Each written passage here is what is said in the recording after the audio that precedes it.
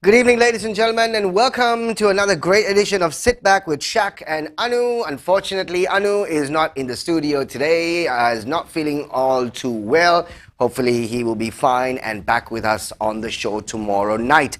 As always, on the show every Monday to Thursday at 9:30, we come live on Channel 1 Dialogue TV and live on Pornhub platform on YouTube. Speak about current topics, trending topics, and of course, speak to individuals who are authorities in those subjects, and of course, which affects Sri Lanka. And of course, it could be current trending topics that could possibly be around the world. So we speak to as many people as we can, and today is a very special show for us because today, ladies and gentlemen, is our 50th episode of Sit Back, and I really do wish if Anu was here to celebrate it, but sadly he's feeling a bit under the weather. And maybe we can celebrate the 51st show tomorrow right here on Channel 1 Dialogue TV. Thanks so much for being a part of the show. And today we have a very special guest on the show with us.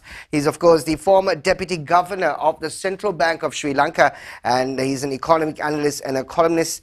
And we have to cordially welcome Mr. WA Wijewardena on the show with us. Mr. Wijewardena, good evening and welcome to the show on Channel 1 Dialogue TV. Good evening, Shaq, and I am glad to be a part of your 50th episode. Thank you very much for being a part of the show, and there's lots that we want to basically ask. We are not economists, and we obviously are normal citizens of this country, which of course the situation is affecting each and every one of us. So what we're going to do today on the show is try and sort of break things down as far as what this IMF bailout is, because before we actually went through this situation, not many people even knew what IMF stood for. Now almost everybody is basically talking about the three letters IMF. Now we need to find out how is it going to affect Sri Lanka, and how are we going to go forward from this point onwards? So, Mr. Wijewardena, thank you very much for being a part of the show. As always on the show, before we start, we actually have a poll, and the poll is almost designed for the subject that we talk about on the show. So we're going to jump into the poll right now, and we'll get into the conversation right after this. Welcome to the universe of the Raz, where you explore and discover whatever you want, whatever you need. All you can imagine is on your feet. When miles are abridged, happiness is unlocked.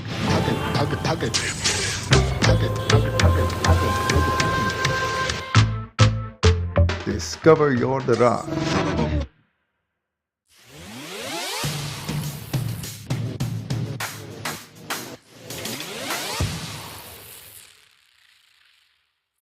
Welcome back to the show. Thank you very much to our wonderful sponsors, Daraz, on the show with us. It's time for us to jump straight into the poll, and we'll find out what it is right now. It's coming up on your screen. Remember, as always, it's a yes or no answer. According to you, do IMF bailouts really work? According to you, do IMF bailouts really work? It's a yes or no answer. As always, all you need to do is just WhatsApp, or you can even text your answers to 077 669 1590. Mr. Wijewardena, before we actually end the show tonight, we will have the results of this poll up on the screen. And before we do show the results, we're also going to ask you the same question, if IMF bailouts actually do work. So diving deep into the conversation right now, there has been an agreement between Sri Lanka and the IMF, which has been reached on the 31st of August. It's only preliminary, and it has to be, of course, approved by the IMF management and its executive board. It will clearly go through only if Sri Lankan authorities carry out previously agreed measures, according to the IMF. Firstly, for us laymen, what is a staff level agreement? What is it, and it's what has been achieved at the moment? Well, Shaq, I think you just mentioned that no, IMF is a but there have been a four-letter word for Sri Lanka. Mr. Wijewardena, let me just quickly jump in there. Is it possible for you to just get a bit closer to the laptop? I think we're just losing out on the volume just a bit, because it's very important stuff that we need to basically hear from you. So sorry, continue please. Okay, I think, Shaq, you said that IMF is a three-letter word, but of course, it had been a three-letter word in Sri Lanka for many decades. So I'm glad that, it has now become a three-letter word. Your question was, what is meant by this staff agreement, and what is meant by staff level agreement. IMF is an international license which has been set up by in 1945 to assist the member countries encounter. Mr. Wijewardena, I think we're having Mr. Wijewardena. I'm sorry, I need to jump in there. I think we're having a bit of issue as far as your audio is concerned. So what we'll do is we'll actually go for a quick break, and if we can actually just re-log in to the video call on the connection, I hope it'll work out. So we'll actually do that right now. So sorry about that. We'll try and basically take a quick break right now on the show, and we'll try and get Mr. Wijewardena back on the show, because of course what we want to hear today is very important, and our audio isn't all that great at the moment. So we'll be back right after this. Welcome to the universe of the Raz, where you explore and discover whatever you want, whatever you need. All you can imagine is on your feet. When miles are abridged, happiness is unlocked.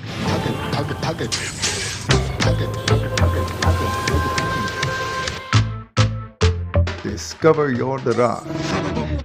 Corporate events, weddings, concerts, or simply getting fuel with the QR code. Let us help you take your big day to the world with a professional broadcast to Facebook, YouTube, Zoom, MS Teams, or your website at the most affordable rates. So give us a call and let's go live. PodHub. Corporate events, weddings, concerts, or simply getting fuel with the QR code. Let us help you take your big day to the world with a professional broadcast to Facebook, YouTube, Zoom, MS Teams, or your website at the most affordable rates. So give us a call and let's go live. PodHub. Corporate events, weddings, concerts, or simply getting fuel with the QR code. Let us help you take your big day to the world with a professional broadcast to Facebook, YouTube, Zoom, MS Teams, or your website at the most affordable rates. So give us a call and let's go live. PodHub. Corporate events, weddings, concerts, or simply getting fuel with the QR code.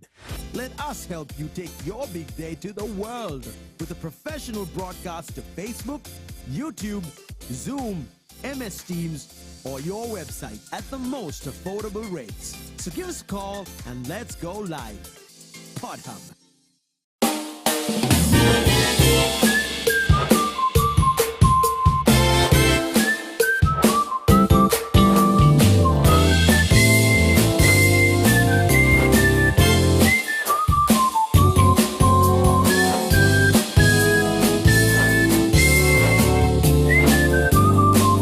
Monday to Thursday, 9:30 p.m. on Dialogue TV Channel 1, view at PodHub FB and YouTube channels.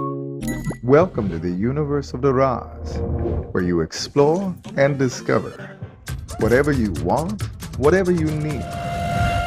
All you can imagine is on your feet. When miles are abridged, happiness is unlocked.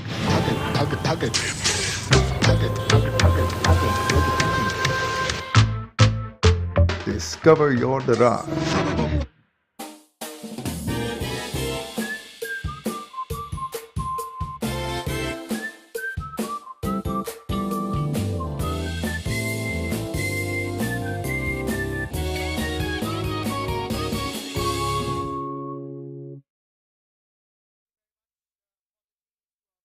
Just want to make sure that we get everything sorted out, and like I said earlier on, it's very important that we understand, of course, we gather the information that our guest is giving us. Mr. Wijewardena, thank you very much for obviously joining us back on the show. Hopefully everything is clear at the moment. I think we basically need to get a hold of Mr. Wijewardena again. I think his connection isn't doing all that well. Yeah, so today on the show, of course, we're talking about the IMF agreement, the staff level agreement that was actually reached on the 31st of August. Like I was telling Mr. Wijewardena earlier on, IMF, the three letters IMF, not many people obviously even knew what the IMF was. Now, even an individual who's actually walking on the road knows supposedly what IMF is. And also, not many people really understand the requirements that Sri Lanka has to sort of fulfill in order for us to get the IMF loan. That is what we're going to be talking about today. And everyone's saying that things are going to get worse before it's going to get better. What does that mean? We're going to basically also speak to Mr. Wijewardena and ask, how worse can it possibly get? And the IMF management has also put down certain measures in order for us to get the loan which has been approved. The IMF management has put in certain measures for us to basically go through it. How well can Sri Lanka actually, go after these measures, make sure these measures are met in order for the IMF to start dispersing? And right now, there is a restructure conversation that is actually going on with Sri Lanka's creditors, which is also very important. Everybody needs to be on the same page. If not, that is also going to be another stumbling block for Sri Lanka, and for Sri Lanka to obviously reach out to the IMF. So it's not as easy as supposedly going to a bank and requesting for a loan. It is so much that actually has to sort of fall into place.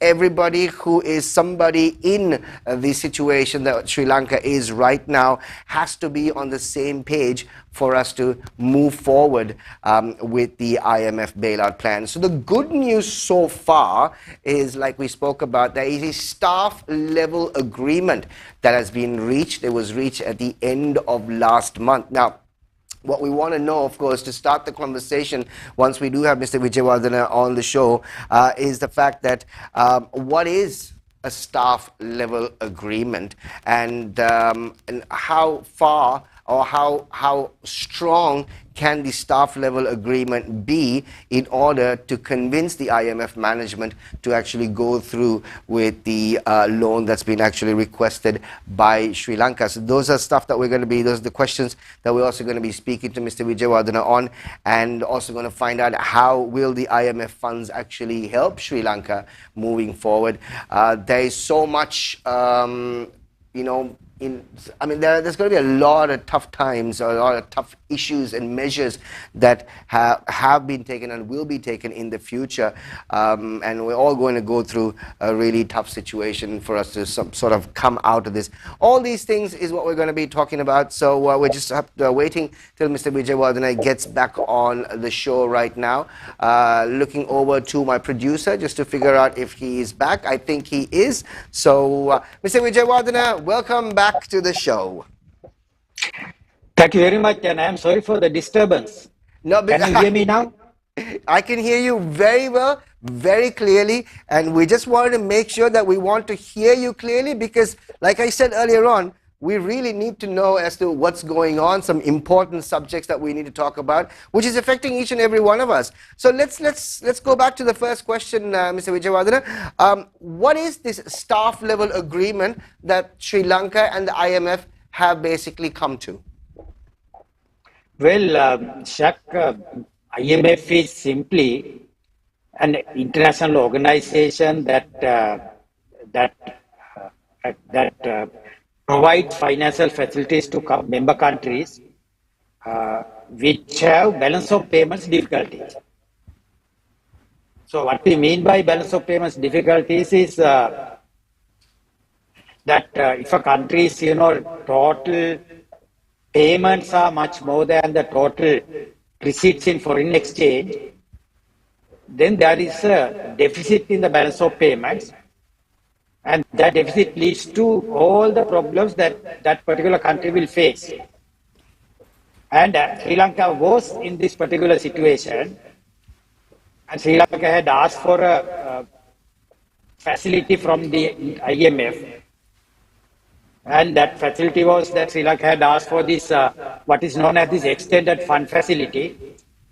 And IMF had sent a staff team made up of, their technical people to discuss the issue with technical people in Sri Lanka. And those technical people in Sri Lanka are the officers of the central bank and also the Ministry of Finance. And they started negotiations with each other. And finally, the two groups had agreed on a certain agreement on providing assistance to Sri Lanka. And that is what you mean by the staff level agreement, which is a very preliminary one. And simply because we have reached that staff level agreement does not mean that Sri Lanka would get these monies from the IMF. And Sri Lanka will have to wait until the particular agreement is presented to the executive board of the IMF, and the executive board of the IMF approves of it. So that's why it's called a preliminary one.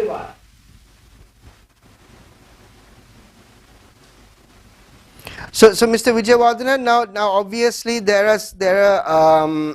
reason, of course, for it to be at a staff level agreement and has to be handed over to the executive board of the IMF management. They need to supposedly make sure that there are certain measures which have been previously agreed that need to be met. Are you in a position to tell us what these measures are that was actually discussed and agreed on during the staff level agreement? Well, of course, it's very well known to everybody that there had been, certain preconditions which Sri Lanka has to meet. And one of the conditions is that Sri Lanka should make central bank independent. Second one is that Sri Lanka's central bank should not print money and finance the government budget. The third one is that the central banks will have to, tighten its monetary policy by increasing interest rates and also curtailing the credit levels. The fourth one is the government will have to increase its revenue and also cut down the expenditure and reduce the budget deficit. The fifth one is that the central bank, the government will have to reduce the losses incurred by the government institutions. And the final one is that since Sri Lanka's debt is considered unsustainable by IMF, Sri Lanka will have to reach a debt restructuring plan with its creditors. Now, of course, the first five ones that I have mentioned, Sri Lanka has already met those requirements. What is remaining is the final one, the debt restructuring. Without the debt restructuring, Sri Lanka cannot get this facility from IMF. Right, obviously the debt restructuring is actually going on right now, and we're going to get into more details on that one.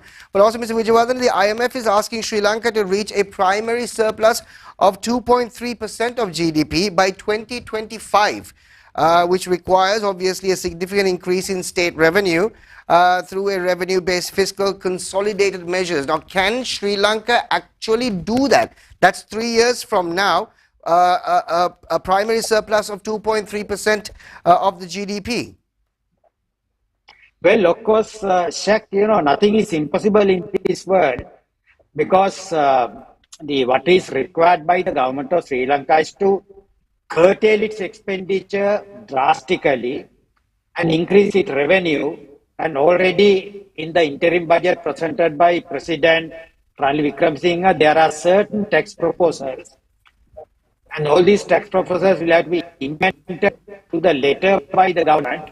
But still, what is more important for the government is to cut down its expenditure program. If it can do that, it can actually, generate this surplus in the primary account. What is meant by the primary account is the total expenditure of the government minus the expenditure on account of the interest payments. So that means the necessary, the normal government expenditure programs will not be cut by the government. And that's a very, gigantic challenge for the government because already it has appointed some 18 ministers, Yeah. 38 state ministers, and lots of expenditure has been in by the government. So with that, the attaining this particular goal of 2.5% of primary account surplus by 2025 will be quite a challenge to the government of Sri Lanka. So, Mr. Wijewardena, now we're talking about the restructuring, and the restructuring is going on right now. What happens if the restructuring with the creditors does not work out? For example, China, which of course is playing very hardball at the moment, if they are not willing to agree, what happens in that case with Sri Lanka and the IMF? Well, of course, that is one of the crucial conditions which Sri Lanka has to meet. If Sri Lanka is unable to restructure its debt by the time it has to apply for this loan from the executive board, simply Sri Lanka will not get it because in terms of the rules of the IMF, it cannot lend to any member country whose debt is considered as unsustainable. Right. Now, what is meant by this unsustainable, Shaq, is that if a country cannot refinance its debt by borrowing from the market without going down its foreign exchange reserve, then it is sustainable. But in the case of Sri Lanka, we cannot borrow from the market, nor do we have foreign exchange reserves. As a result, our debt is unsustainable. And that is why the debt has to be restructured, and the creditors will have to agree on the restructuring program. If China stands in the way of Sri Lanka government to restructuring this debt program, then of course we don't get this bailout package from IMF. Wow, okay.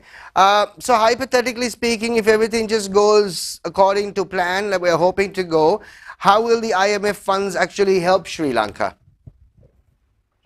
Well, of course, what we'll have to consider, keep in our mind, Shaq, is that IMF will give some money to the Central Bank of Sri Lanka to build up its reserves. Right. But along with the building up those reserves, there are certain economic reforms which the government of Sri Lanka will have to undertake. Now, those are the reforms that I mentioned earlier. Right. And on top of that, Shaq, there are 3 other reforms which have been specified by the US Senate Committee on Foreign Relations, and those 3 conditions are, first condition is the one which already had been presented by IMF, that central bank should be made independent. Second one is that Sri Lanka will have to observe rule of law, which is a very, tricky thing for government of Sri Lanka, because under the law, the government of Sri Lanka will have to consider that everyone is equal under the law. Right. The third one is Sri Lanka will have to introduce an effective mechanism contain the corruption, bribery and corruption in the country, which is yet to be done by the government of Sri Lanka. And as a result, what I mean is that there are certain conditions which government is unable to meet in the medium term, and as a result, it will be a big challenge for the government to meet all these requirements. So, Mr. Wijewardena, now when the IMF funds do basically come, when will we see inflation go down once the first tranche comes out? Or will we see, are we going to see the dollar coming down to 300 rupees like as claimed by the current finance minister? Let's talk about the first one. Will we see inflation go down when the first tranche of the IMF funds have come out? No, Shaq, because those are two different, factors. Because the inflation is rising mainly because the central bank is printing money. And also already we have printed a huge amount of money. Now, for example, from the day the present government of Gotabaya Rajapaksa came to power in December 2019 to end of July, Sri Lanka has printed some 4.4 trillion rupees. And that money is already in circulation, and the current inflation is mainly because of that reason. But if we get the first tranche, which will be about say 350 million US dollars, which is a peanut compared to the requirements of the country, Right. we cannot expect the inflation to come down as a result of that. Okay. So, I mean, at least can we look at possibility of the dollar against the rupee coming down? No, no, no. That will also not happen because the current requirement in the market for US dollars per annum is about say 7 to 8 billion US dollars. Okay. What the IMF will give us is only 350 million US dollars. Based on that, Sri Lanka can expect the World Bank and ADB to give us another 2 billion US dollars. And compared to the total requirements, 8 billion US dollars, this is a peanut. Right. So there will still be a shortage of foreign exchange in the market. And that shortage will continue to put pressure for the exchange rate to depreciate. Okay, Mr. Wijewardena, let's basically move into the IMF agreement, so to say. Like you said, the first tranche, of course, is going to be pretty much peanuts as to what the country is requiring at the moment. But how much confidence does this agreement with the IMF give to other investors when this does go through? How much confidence does that give to the other investors? Well, it will give a lot of confidence, Shaq, because along with the IMF, there is a reform program which the government of Sri Lanka will have to introduce. And that reform program will put confidence to the multilateral lending organizations like World Bank and the ADB, and also bilateral lenders like EU, Japan, Australia, UK, and USA, plus the private investors who are willing to invest in the bonds of the government of Sri Lanka. So therefore, there's a lot of confidence can be met. But what is more important is that the government of Sri Lanka will have to introduce this effective mechanism for corruption fighting, and also it has to observe the rule of law to be seen by all the people in the world. Right. So that you feel is quite tough for this government to actually do, that requirement by the IMF? Yes, of course, it's a very tough thing because all of us will have to keep in our mind that we are not living in an island anymore. Right. We are being seen by the people outside the world, Sri Lanka. Right. And as a result, whatever we do with respect to the rule of law and the corruption fighting, if it is not acceptable to people outside Sri Lanka, they will not put their money in any of the investments in the country. Mr. Wijewardena, I mean, question for you right now is, do you think we would have been in a better position if we went to the IMF much earlier than we actually went right now? Of course, you are correct, Shaq. Had we gone to IMF, say, by January 2020, the present problems that we are facing wouldn't have been so severe. Right. And at that stage, we were in a very, better wicket to get the support from the international community also. But since we had postponed it, continuously claiming that we have a homegrown economic policy strategy to tackle the macroeconomic problems of the Sri Lanka, we had actually waited until such time the patient has now been, taken to the intensive care unit, and practically, in my view, Shaq, the patient is nearly dead now. Okay. But why did the previous government refuse to go to the IMF? They did claim that there was a homegrown solution. Was there a homegrown solution, Mr. Wijewardena?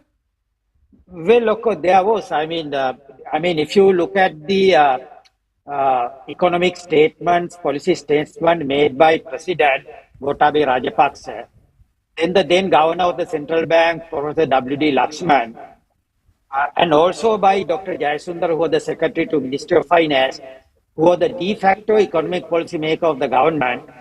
All these policies were dependent on not from the type of economic reforms which the IMF had been suggesting, they had thought that, they were able to tackle it in-house.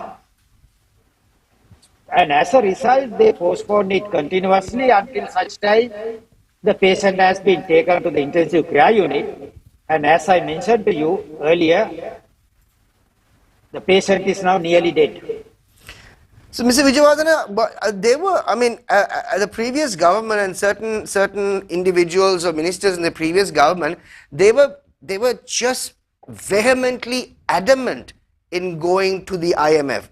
Why was that? I mean, if the IMF was supposed to give us some sort of life support, why were they adamant to even speak about the IMF at cabinet meetings and at discussions?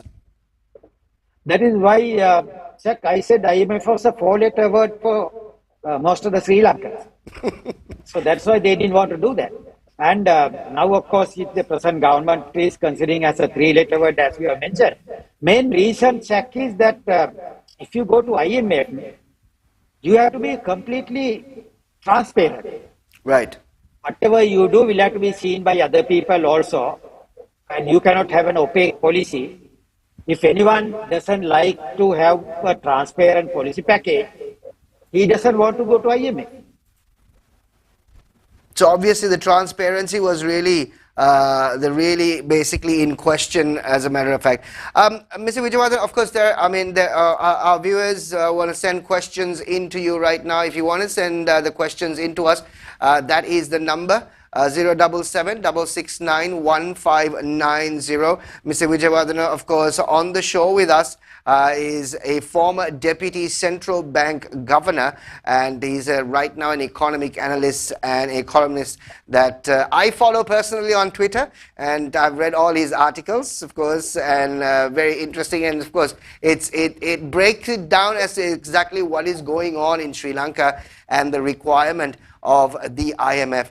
Mr. Wijewardena, everyone says that it is going to get much worse before it gets better.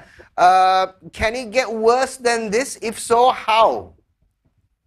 Well, of course, those viewers are perfectly correct, Shaq.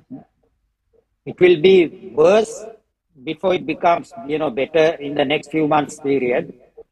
And actually, I shudder to think of the outcome, because right now, the government's treasury is empty. In fact, it's not empty, Shaq, it is actually overdrawn.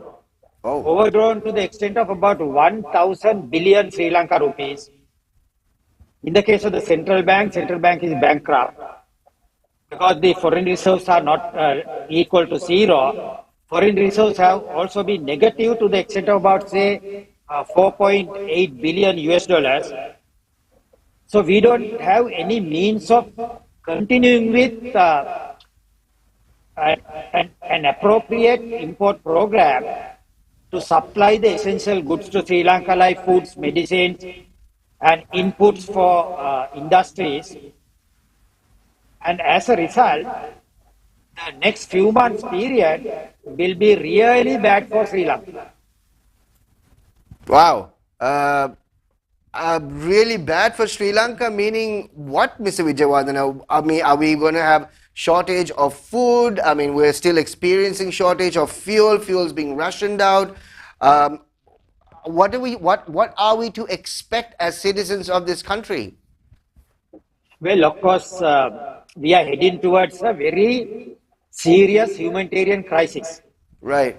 That crisis will be in the form of, shortage of foods, then shortage of medicines, and the shortage of actually essential inputs and raw materials to keep the economy going. As a result, many people will lose their jobs, lose their income, and even people like us will be driven to poverty. So that is the type of thing. I mean, about a year ago, Shaq, one of these, YouTube channels asked me the question, what is the prospect for Sri Lanka in year 2022? Right. What I told him was that we'll have to go back to the caves. Wow. And we'll have to live without, light, electricity, various other requirements. We must, light our fires by using the primitive methods. We must be actually dependent on whatever the food that we can gather, and it is actually happening right now. So it's not a very rosy picture, Shaq. But of course, I will have to, as an economist, I will have to mention it because we have to be ready for that. So, Mr. Wijewardena, whatever happens, in whatever manner it happens, we have to encounter what you're saying. Exactly, we have to be ready for that. I mean, what is necessary, Shaq, is that if people, I mean, we'll have to, all of us will have to change our lifestyles. Right. And of course, we have to, stop, driving here and there, unnecessary driving, going out of Sri Lanka for holidays, eating out in restaurants. And if you are having 3 meals, I think we must be ready for having only 1 or 2 meals a day. So those are the type of, sacrifices that you have to make in the future. Wow, what a bleak picture, Mr. Wijewardena, bleak picture. Very bleak, very bleak. Manesh has sent us a question, Mr. Wijewardena. What would be the prudent measures, in your opinion, to be absorbed excess liquidity in market? That's question number 1. Maybe we can actually answer that first, and then move on to question number 2. What would be the prudent measure, in your opinion, to be to absorb the excess liquidity in the market? Well, of course, Shaq, we don't have an excess liquidity right now. We have a huge liquidity shortage. Because many would be thinking that, we have only a dollar shortage in the country. In addition to the dollar shortage, we have a rupee shortage also. That shortage every day is about, say, 800 billion Sri Lanka rupees. What is being done by the central bank right now to keep the financial system going without any interruption or breakdown? Central bank is printing money to the extent of 800 billion every day and pumping the financial system. So we don't have an excess liquidity because we have an liquidity shortage in the country. And the banks have been able to lend money mainly because the central bank is pumping. Right, right. Wow, okay. And the second question, Mr. Wijewardena, what will be the end result of competition among the bank canvassing deposits in this scenario? Well, of course, that is a must, Shaq, because this liquidity shortage that I have talked about, central bank is presently printing money and supplying the market, and central bank cannot do it continuously. And as a result, the banks will have to actually mobilize deposit from the members of the public. In order to do that, for the members of the public to supply their, income, part of the income to banks as deposit, the banks will have to increase interest rate, and it will have a beneficial effect also. That beneficial effect is it will actually cut down the demand for goods and services, and as a result, it will be a relief on the current inflationary trend in the economy. What is the current situation with the banking structure, Mr. Wijewardena, with all this that's going around right now? What are the bankers actually doing to hold on and make sure that the economy is still running? How severe is the banking system at the moment? Well, of course, it's a very precarious situation, and I don't want to frighten any of your viewers that they should not keep their money in the banking system. Right. But one indicator that is there is there's a drastic decline in the credit to private sector by commercial banks. But at the same time, the banks have extended their credit to government corporations and the central government. So as a result, there's a diversion of the available funds from the private sector to the government sector. And as a result, there's a reduction in the production in the private sector. But of course, we know whatever that is given to the government, it is like, that old Bahiravaya we find in the in front of the temples. There are Bailouts, with, huge stomach. Right. Whatever the money that is, given to the government is just, swallowed by these Bailouts. Right, right, right. Now, Mr. Wijewardena, according to the IMF, our economy will contract both this year and the next year. So growth will really come only in 2024, supposedly, on a much reduced base also at the same time. We're entering in a very difficult period. Now, what does that mean for the citizens of Sri Lanka going forward? What do the citizens need to do? I mean, we have been tightening our belt so far, but there's only so much that an individual can tighten. The more you tighten, sometimes you end up strangling yourself. That's where we are right now.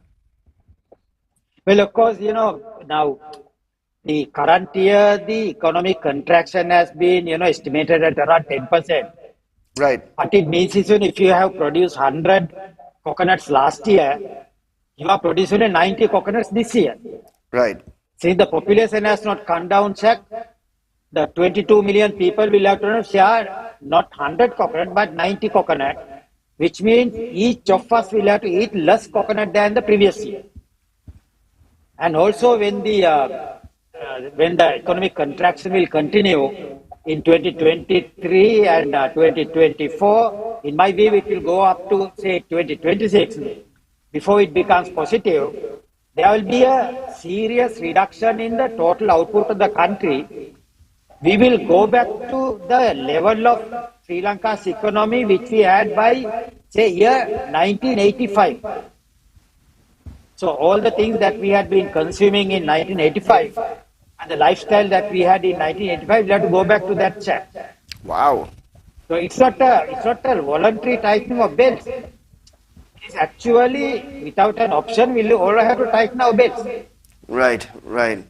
Mr. Wijewardena, how much of over the last decades that Sri Lanka has gone through this subsidy-based economy is now coming to bite us in the behind, because we never basically stuck to current market rates in anything that the public needed to buy.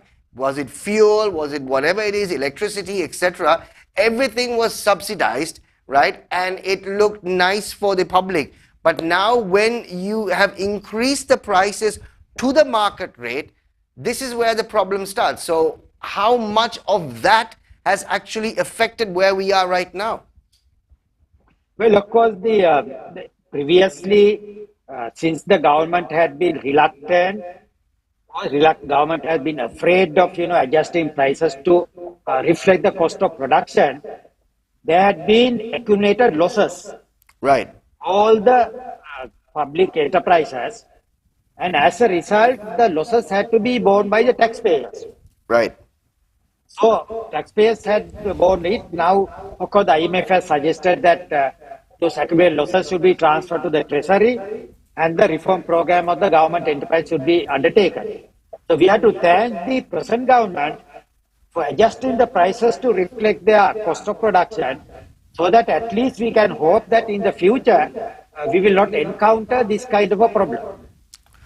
Right. Now, obviously, one of the biggest expenditure as far as the series of governments really, and even this government, is of course the fiscal policy as far as the government is concerned, and the state expenditure that is required to keep state sectors running, and the overpopulation of the state sectors. Now, when you go back 2 years, back in 2020, when we were going through the pandemic, lots of the private industries and employees who were actually working in the private sector lost their jobs.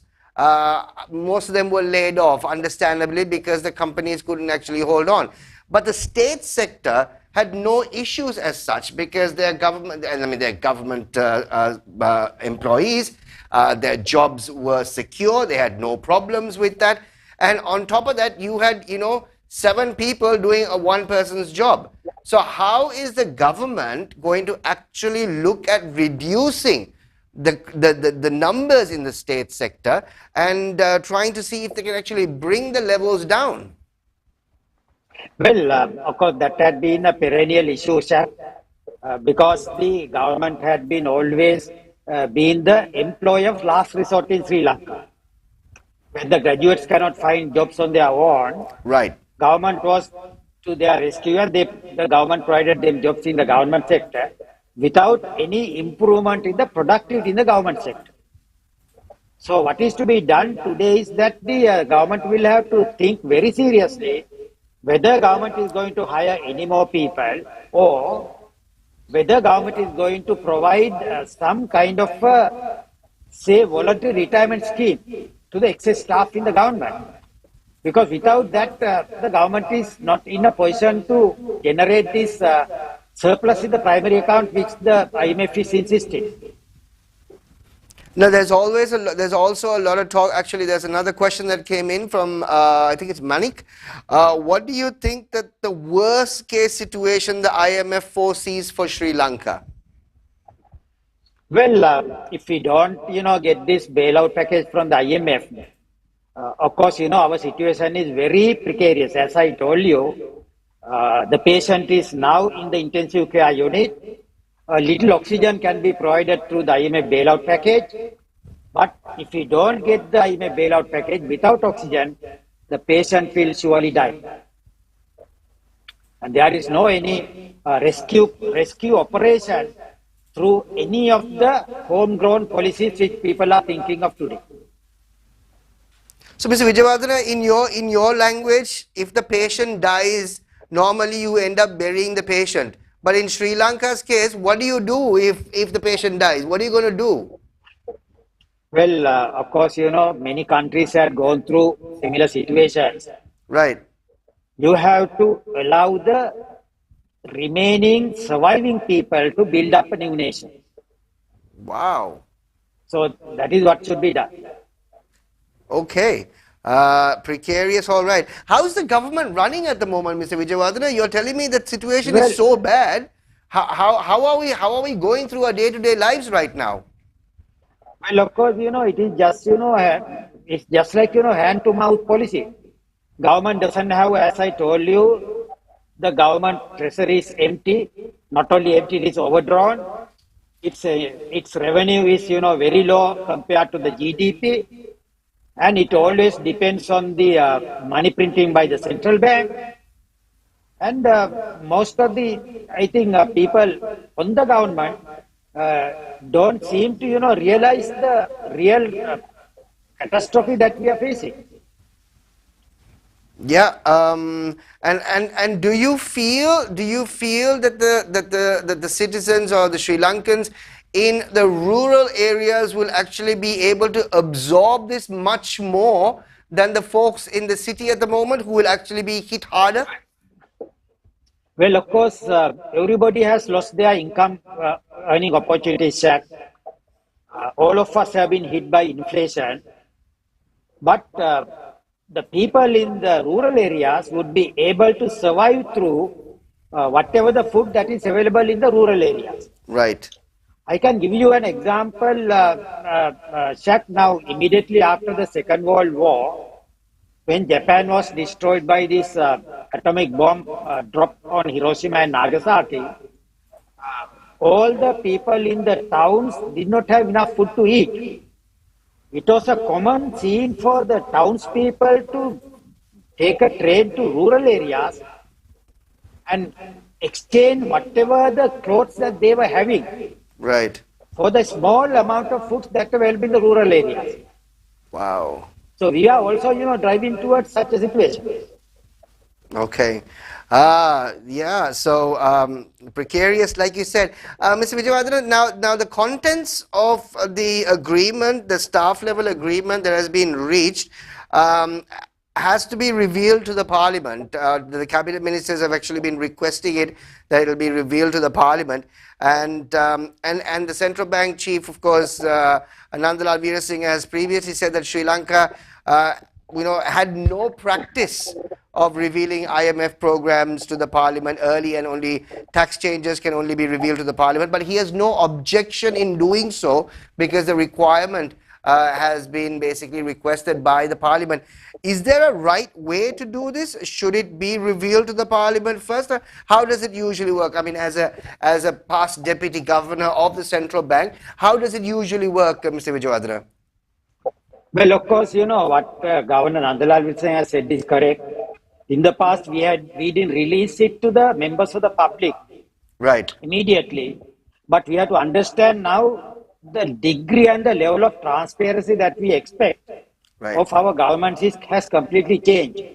Even the IMF has changed its, transparency disclosure policy. So whatever the agreement that we signed with the IMF, it will be posted to IMF website so that everybody can have access to it. So in my view, there is no harm in releasing it to the members of the public today. Okay. Because we are now in a different mode of disclosure and transparency in the world. Okay, so obviously, I think according to information that sort of came in today, I think it is actually going to be released to the Parliament, hopefully in the next couple of days, and the members of the Parliament will get to see what the terms of the agreement can be. Now, again, I think what is the crunch at the moment to see how China can actually jump on the restructuring sort of process. I think it was, if I'm not mistaken, I think it was Zambia that China almost took 8 months to sort of come into the playing book, so to say, and agree to the restructuring. And it's only today, or just last couple of weeks, that we've started talking to China. And if Zambia, it took 8 months, I don't know how long it's going to basically take Sri Lanka to sort of come to some sort of agreement. Well, of course, it won't take 8 months for Sri Lanka today because China already has experience in, tackling that kind of a situation. But my worry is not that Shaq, because China's problem is that China had lent about $1 trillion to countries in Asia, Africa, and Latin America. And if the foreign borrowers are expecting to absorb a haircut of 30%, 30% is the loss that they have to incur. Right. China is the biggest lender to Sri Lanka. About 44% of the commercial borrowings and the bilateral borrowings by Sri Lanka had been extended by China, which comes about $4.2 billion. So if China extends this facility to Sri Lanka, it has the fear that all the other countries will be asking for that. Right. Now, Right. imagine, 30% haircut on the lending portfolio of $1 trillion means China will have to lose about, say, $300 billion.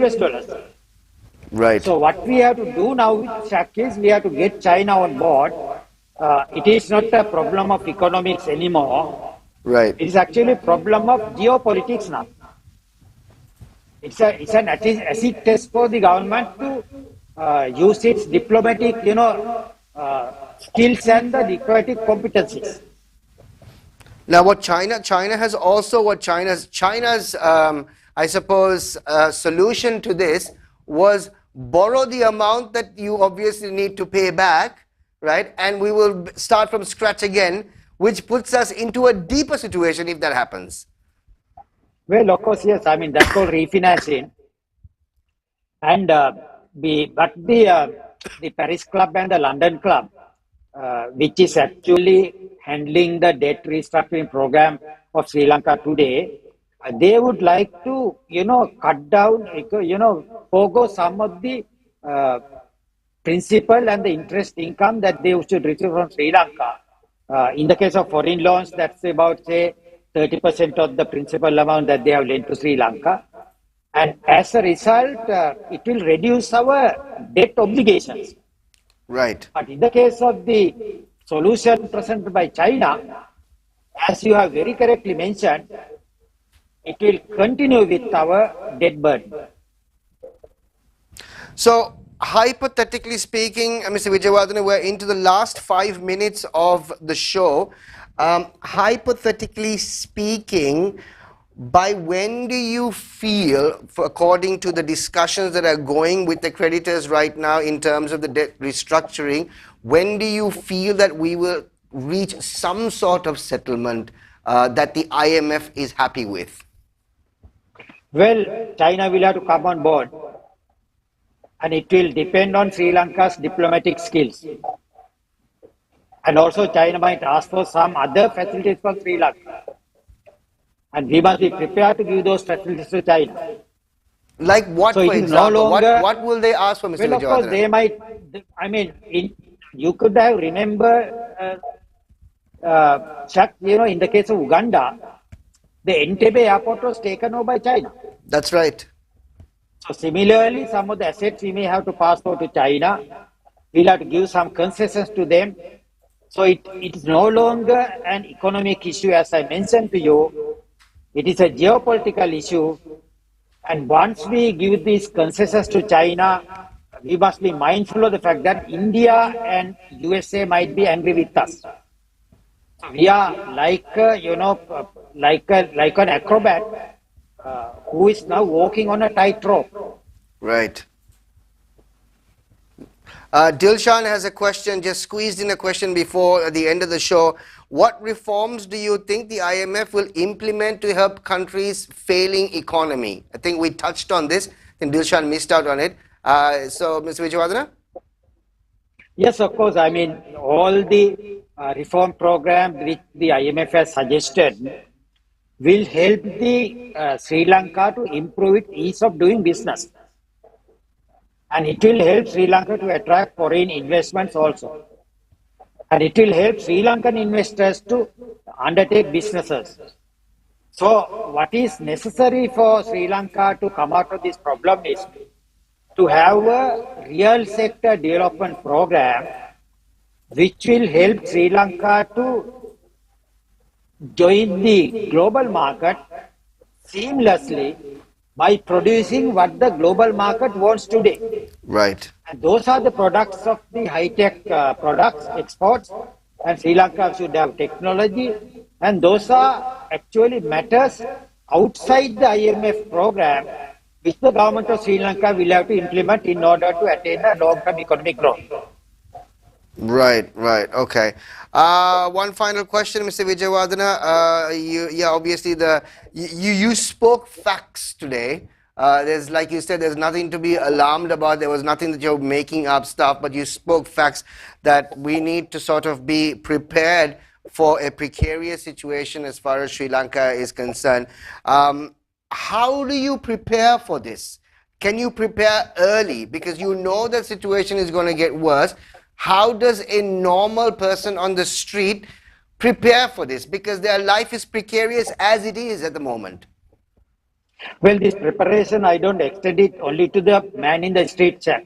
Right. I will recommend from president downwards, we'll have to make a public statement that they are going to make the supreme sacrifice in the next few years. Until such time, Sri Lanka will come out of this present economic crisis. We already have an example from Japan. I told you after the Second World War, Yep. the Japanese politicians work without getting any perk from the government. Same thing should be done by our politicians also.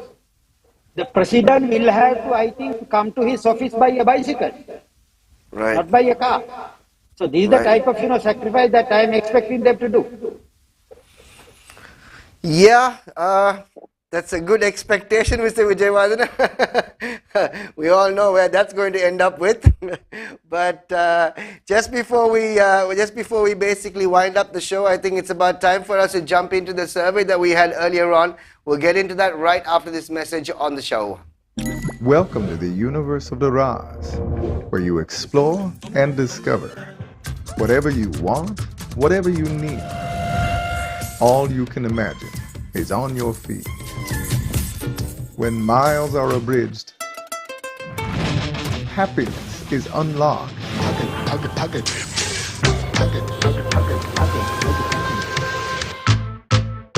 Discover your Daraj.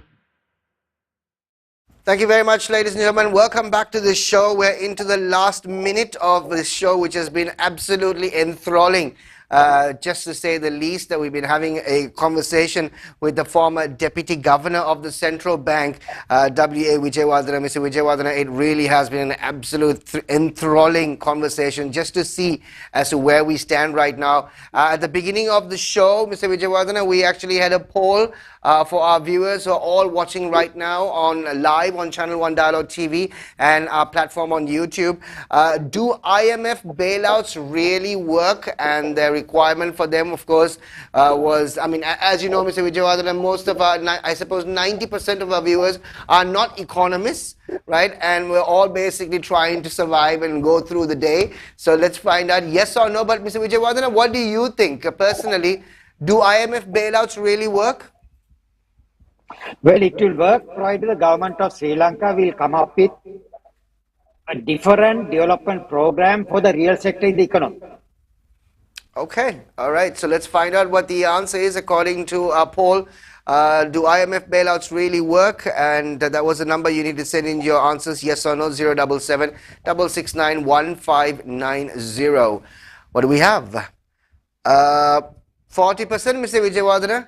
40% say IMF bailouts do work. 60% say they don't work. So clearly the 60% are prepared for the worst at the moment, I can see. Well, no, I think they don't trust the government of Sri Lanka. On that note, thank you so much for being a part of the show. It was honestly, it was a revelation with the stuff that we heard. And thank you so much. Hopefully we can have you back on the show again, and have yourself a wonderful night. And thank you for being a part of the show. All the best. Thank you very much. Ladies and gentlemen, there you have it. The former Deputy Governor of the Central Bank, Mr. Wijewardena, on the show with us, who right now is an economic analyst and, of course, a columnist, and speaking to us as to exactly what the situation is. He didn't mix his words. He didn't mingle. He gave it to you just as to exactly where we are right now. Situation isn't all that great. Remember, at the end of the day, all of us, we keep saying this over and over again, we really need to tighten our belt. I suppose the citizens are actually going ahead and tightening our belts as much as possible. Are the people in concern tightening their belts? That's the question. Gonna catch up with you once again tomorrow night at 9:30 with another great guest right here on Sitback with Shaq and Anu, live on Dialogue TV Channel 1, and of course live on our platform on YouTube. Have yourself a wonderful night. Good night, everybody.